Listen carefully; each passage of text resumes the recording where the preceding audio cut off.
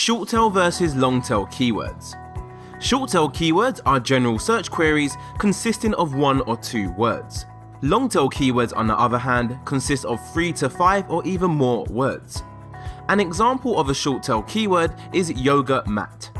An example of a long tail keyword is red non-slip yoga mat under $30. As you can tell, the short tail keyword is a lot broader and covers way more things. If someone searches on Google for yoga mat, then we actually have no idea what that person is looking for. Are they looking for a red yoga mat? Are they looking for a yoga mat to buy? Are they trying to find out how much yoga mat cost?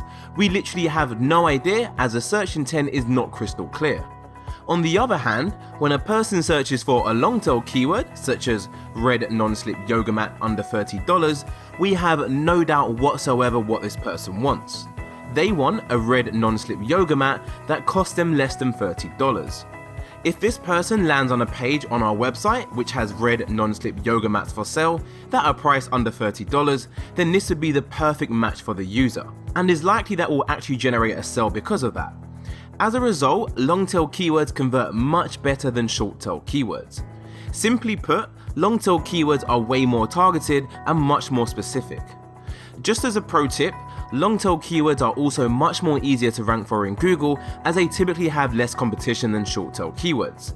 Do bear in mind that if you do own a yoga website, then you still should be targeting the keyword yoga mats in general anyway. However, that shouldn't be the main effort of your SEO campaign, because that keyword is super competitive and it's likely that you'll get stuck on page 2 or 3 of Google.